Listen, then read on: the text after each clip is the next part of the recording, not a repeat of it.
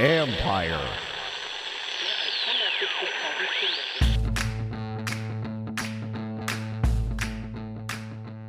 The Commanders are in big trouble. Hello and welcome to my podcast. Do me a favor, subscribe to the John Keim Report wherever you get your podcasts. If you're watching on YouTube, hit that like button, hit that subscribe button. You can find us there as part of Empire Media, AMPIRE. Always much appreciated when you tune in. Don't forget you can read my work on ESPN.com. Also, I'll have a game review posted on Tuesday morning. Not sure about the live stream for Tuesday night. Right now, I'm saying it's pretty iffy. But I will have a guest on that will play Wednesday if I don't do the live stream. So pay attention to that on social media, on Twitter, Instagram, whatever. And then also on the game review, I'll mention whether or not I'm going to have it for sure. So tough week for it, but it's a tough week for the Commanders as well. So just a brutal loss here today, 34-26 to the Cowboys. I don't have to tell you how bad this one is, folks. This is really bad. You can excuse the losses to Pittsburgh and Philadelphia to a degree because those are really good teams. Today, you're back home. You have all this stuff. You're in front of your home crowd. You played well here. You've beaten these kind of teams all year and beaten them pretty bad when you've played them. And then you lay a massive, massive egg. And you do it. You had the practice time. Everything was back for you. The line, you had a couple extra days of rest. And they came out and had a really bad performance, especially on offense. And listen, while the defense did a better job, you're not exactly playing against a top-notch quarterback in Cooper Rush, and you're not exactly playing against a team that is full strength along the offensive line, a team that had a bad running game all year, and yet the Cowboys controlled the ball for over 34 minutes today, folks. Just inexcusable for Washington to have a game like this. Now they've lost 3 in a row. And listen, and it doesn't, at one point you thought it's going to get better after that little stretch that they had. And maybe did that stretch take a lot out of them? Did it completely stunt their momentum? I don't know. But what I do know is now you lost to Dallas. Now you're facing a Tennessee team at home that is coming off a really good win against Houston. So they are feeling much better. And now you're playing a wounded team in the Commanders. We get into a lot of stuff, but let's get to some injury updates because I think this is going to determine where this season could go. And you have Austin Eckler, who was taken to a hospital after the game it was out of an abundance of caution. That's what we were told by a team spokesperson. But he had the concussion. He did not clearly. You saw the game didn't look good coming off the field. You never know how those things go, but we all know that it would be very difficult to see him playing this week. You also have Andrew Wiley, who under the concussion protocol. That would be a loss as well. You have Brian Robinson, who injured his right ankle, did not play in the second half of the game.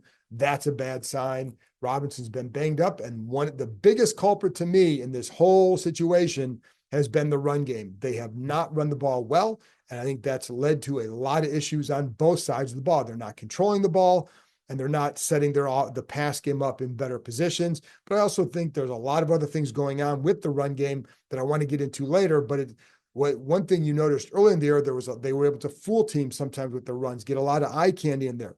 That stuff isn't working lately. And then you have a lot of runs up the middle with Eckler. That's not what he's designed to do. Now you can get 3 yards, but the 3 yards isn't, you're always behind. You're always kind of leaving them in longer third down situations, et cetera. So that to me has been a big, big culprit. And again, it's one thing to lose to Pittsburgh, good game, tough physical game. To lose at Philadelphia, you have a chance to go take the lead late in the game, in the middle of the fourth quarter, and you didn't do it. But you can feel like, hey, you competed, et cetera. It's another thing to lose to a wounded 3-7 team at home, coming off some bad losses and just going nowhere with all the talk surrounding their coaches, the future of the organization, et cetera. This was really, really bad. And this feels like something that happened in the past. This is the kind of game that we've seen this organization, this team play in the past. Now, this is not the same situation as in the past, but we are familiar with these kind of games where you feel like they should win and then they don't come out. They come out and they don't take care of business. And I also wonder what this means. Is it the roster catching up to them? Is this kind of what we thought might happen this year? And I'm not going to sit there and make excuses for this, but now you wonder, is some of that stuff starting to catch up to them? And as teams catch up to what they're doing, do they have things in place to adjust to then make it work still? So I think those are all very fair questions that everybody has to ask because you just don't know. And again, the lack of a run game to me is a big, big culprit in all of this. They're averaging, I think it's like the last 3 games, 3.2 yards per carry. Terrible. You can't, it's going to be hard to win that way, especially unless you're not running the ball much at all in terms of trying to run it because you have this superior passing game. Well, that's not what they have right now, folks. They don't have a superior passing game. Jaden Daniels has been struggling. The passing game itself has been struggling. There's been a little bit more pressure lately, and then you're not getting the same level of separation from the receivers. And so it's adding up, and you start to see like, okay, you don't have this explosiveness over here. You have Terry McLaurin, Noah Brown's done a nice job, but do they have that strong number 2? Luke McCaffrey only has 17 targets this year. Like, he's a 3rd-round pick, folks. You needed some more production from somebody else other than those guys, consistent production, and they're just not getting it right now. And then if Eckler and Robinson have to miss, man, does it not look good. Now, I will say, if there are teams where you say, like, when do you really find out about a team? It's now. And so, you talk to guys in the locker room, Zach Ertz talking about, I still have belief in this team. I still have belief in this quarterback.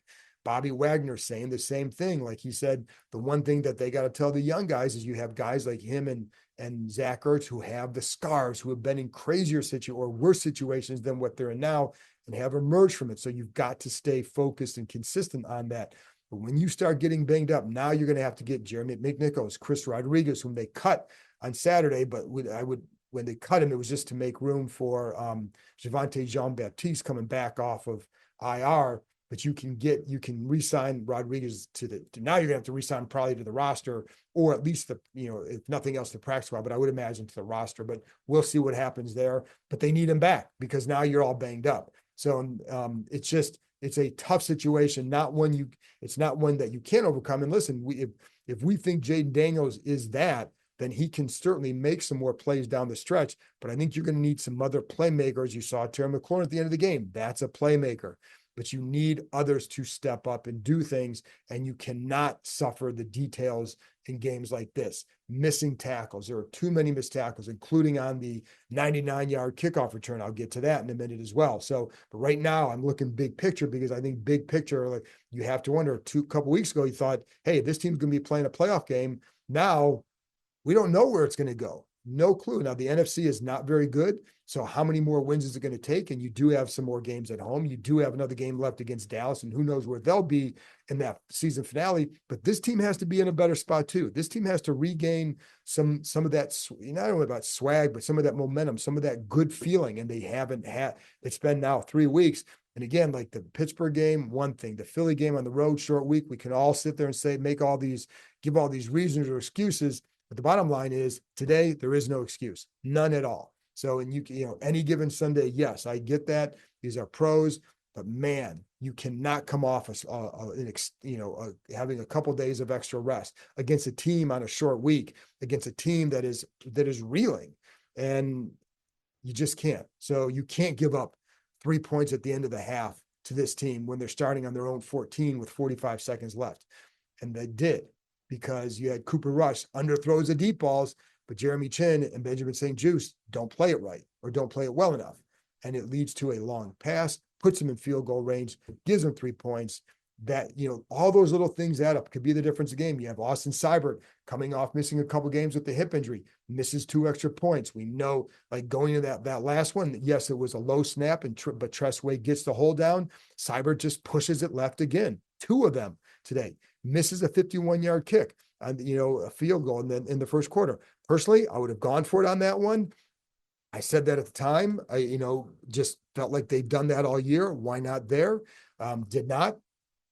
But before the last one, even though, to be honest, the way he had been kicking the ball, couldn't have felt too confident, but he did make the other 51-yarder in the fourth quarter that perhaps gave them confidence. But Dan Quinn said they were not thinking about going for it in that situation because they wanted to get to overtime, get the coin toss. I think they felt good enough about how the defense was playing to at least, that you wouldn't give up a touchdown on the first drive if Dallas got the ball first. But typically the play at home is to play for overtime, on the road to go for the win. But So I don't blame him on that. But man, Seibert has just had a brutal day. Been really good coming into the game. Even though he missed 2 games with a hip injury, 25 for 28 coming in. Then all those extra points he had made, misses 2 of them. Just brutal. Now it's funny because not funny, but we talked to Seibert after the game, and he of course, you blame yourself because you missed the kicks. We know that. But man, like it was tough for him to talk for us. And sometimes, these guys are human too. And like his lip is quivering. You could tell that it was really tough. Bottom line is, as he said, it's on him. Those are on him. Other players would talk about it's not Terry McLaurin. He said it. Dan Quinn would say it. Others said it. It doesn't come down to one kick. And they're right, because it didn't come down. The extra point was the last one, and it was brutal because of what the play that had happened against, the play to McLaurin, which was an unbelievable play. And you're thinking, oh my God, it's going to happen again, that they're going to get, maybe they squeak one out here in an unlikely fashion. But no, which was, again, a terrific play by McLaurin, a good throw by Daniels on that one. McLaurin just knifes through. I like the way they cleared out the safety, created a little zone area for McLaurin to get the ball, and then he goes. But man, so I didn't blame him for not going for 2 there. The other one is the kickoff return to Turpin, 99 yards. Now I know some people, you wondered, should they have kicked it? Now, Dan Quinn was asked, why not just kick it out of the end zone? His thing was, it's hard just to go do that. So they wanted what Seibert said, he wanted to kick a quote unquote dirty ball. And guess what? It was a dirty ball. So even Quinn said, from a kicking standpoint, they handled it right. The rest of it, they got all wrong. And Jeremy Reeves, he was the first one down there. That's where Turpin had the spin because Reeves was there. Jordan McGee was right there, and he missed it too. Like Reeves took all the blame on himself, but Jordan McGee was right there as well. And so he got away from both. But Reeves was. I was looking at Reeves as we talked to him for a few minutes, and then there's another 10 minutes or so had passed. He's still sitting in his locker, kind of just pondering what happened. And also on that play, one thing I did see is I saw Mikey Samersdill look like a block in the back. Now I don't know. What I don't know is to see what I want to go see is on the all 22 was he running down and kind of turned, and while the guy was on him, turned and that's how he ended up with a block on the back. Bottom line was that I saw that. I don't know if he had turned his back to kind of maybe force that block in the back, or if the guy did just give indeed just a flat block in the back. So I don't know. So, but that's something I noticed. But yeah, you can quibble with the decision to kick, but from the kicking standpoint, the guy muffed the ball. If Reeves or McGee makes a play, it's at the 12-yard line. So they did make the play, and Turpin makes an incredible play. And once you get through that wall, now you're gone. But before that point, if you make the play, and it's not exactly a hard play, as Reeves said, he makes it 100 times. More than that. Like that's the play he's made. That's the reason why he's here. He's the first one down there, and you got to make that play. And again, this team isn't good enough to not make those plays. And the way they're playing, you have to make those plays, and they didn't. And then you look at the offense. So first of all, today the pass rush on the defense. Somebody asked Dan Quinn after the game started, I think it was Ben Stanek, started to say something about the pass rush not being where, and he didn't even have to finish the sentence before Quinn said, I agree, because there was no pass rush today. And that was a disappointment as well, because they allowed Cooper Rush to get comfortable. Cooper Rush throws behind guys, misses guys. Like he's not very good when you put pressure on him, and they couldn't do it. And you didn't see a lot of pressure trying. There wasn't. I want to go back and watch how much did they try to pressure him with various packages versus 4-man rushes or whatever. But man, that was just tough. And Cowboys ran better than I thought they would. But again, Dallas's run defense is not good at all, and they could not run on them. And this is the part where you have to wonder what's going on. And again, you look at Jaden Daniels, I think he's going to be a terrific quarterback. He's had a good year. The last couple of weeks, not so good. And I think we now have to look beyond can't just sit there and blame the rib all the time. Daniels actually ran the ball well. I thought they could get some quarterback runs today because Dallas has not defended those well. And I think you saw that. And he had, I don't know what his numbers were. I can tell you in a minute what his numbers were on the ground. He was at 7 for 74. Like that's a really good day. So this isn't about the rib anymore, folks. This is about, there's something else going on. And this is, whether there's just no rhythm. One of the things that some of the players talked about is they're not doing as much tempo. Now, part of that is they've been horrible on third down, so they're not keeping the ball. But when they go tempo, they think they feel like they're in a better spot because you can kind of regulate the defense. You can limit how much they're going to call. That's something they were doing very well early in the year. It just hasn't been a factor lately. And for whatever reason, that hasn't been something that's to help them, but multiple players that they want to get back to that. And I don't know that it's as much second guessing a Cliff Kingsbury as much as like they need to get back into that. However it is, whether it's just success running the ball and giving them more possessions, because third downs, folks, here are the numbers on third downs. I think it's like the last couple of weeks, it's like 12 for 36, something like that. I'm not positive that's the correct number, but in the passing, in the last 3 games combined, passing on third down, Daniels is 7 for 23. Just not going to cut it. I think he's about going into the game. He was 50 or going into in the first 10 games, he was completing 57.8% of his passes on third down. Again, the last 3 games, 7 for 23 on third down. There's not much rhythm there for whatever reason. Sometimes you can look and say, are the receivers sometimes coming back for the ball? They're being very closely contested. The accuracy just not as sharp as it was. A couple of times in some of the deep balls, are the receivers giving him enough room on the outside to give him some more cushion to make some throws the outside? I don't know. I think you have to look at all those things. But again, I go back to the run game, and it's certainly that's a big part of it. And I do think that when you look at this team, is the lack of they did a really good job in the first part of the year, really good job. And did they catch maybe some teams by surprise? Not so much by, oh, they're better than we thought, but more so maybe that some of the things they were doing, they weren't sure, maybe the more you play, the more you get a read on teams. And that's the big key for this team. And for Daniels is to now adjust off of that. And I don't know that it's as simple as like, oh, they're being fooled all the time. Or is it guys not getting open? Is he not seeing it? Is he not throwing in rhythm all the time? So it could be a lot of things. But I still like he's going to be a really good quarterback, folks. But this is the offense in a place where they have enough around him to then do more as teams start to get more and more comfortable with what they're doing and how to defend them. That's a question I think that needs to be asked. And we talked about Cliff Kingsbury's offense the other day on my 5 things. Our team's catching, in Arizona, he had the reputation for the second half of the year. Well, you couldn't go by the Eagles game because that was one game. Pittsburgh game, they did get 27.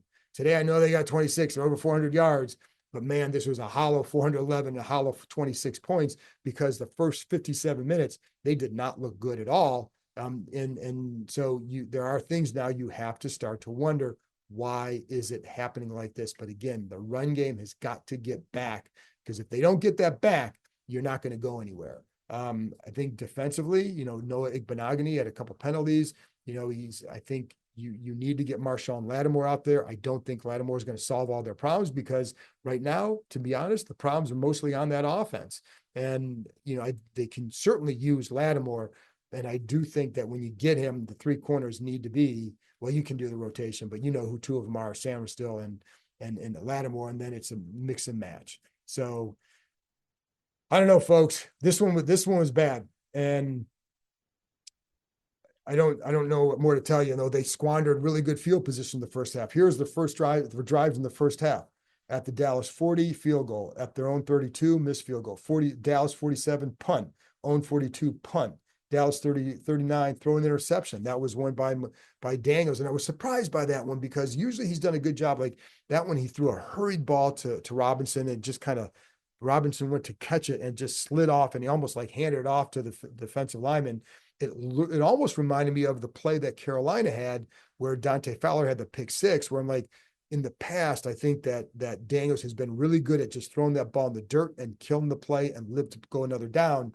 But he just threw a hurried ball there and under pressure. And so I think teams are doing a better job of pressuring the pass game and disrupting some of that rhythm for sure. And, I think that's something that they're going to have to figure out. But again, staying ahead of the chains, being better on first down. There are a lot of times where you're watching Eckler up the middle. Sam Forty and I talked about this during the game. He pointed out, is Eckler up the middle between the tackles. Like, it's tough to just rely on him going up the middle on first down all the time, but for anybody just doing that. But until you get that going, then I think you're going to have some problems here. So A lot of things to think about this week. Still 7-5. I know it doesn't feel like, that they're going in the right direction, because right now they're not. This league, you can turn around. You can go, if they go out and beat Tennessee, now you're fine. But we've said that there've been other times the last few years, we know we've said the same thing where, oh, hey, they're 7-4, 7-5. Well, you win this game, but they didn't. So now you got to go do it. So they have been a much more resilient team. They are a much tighter team. In times like this, you have to rely on that, and they do have that. The defense has played better. So you do have that going, even though there were some breakdowns or some issues today against a subpar offense.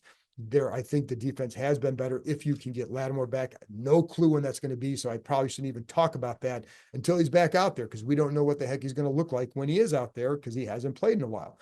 So it's just a tough situation right now. You're going to learn a lot about what this team is made of over the next 5 weeks. And, can they still make the playoffs? I mean, sure, of course they can.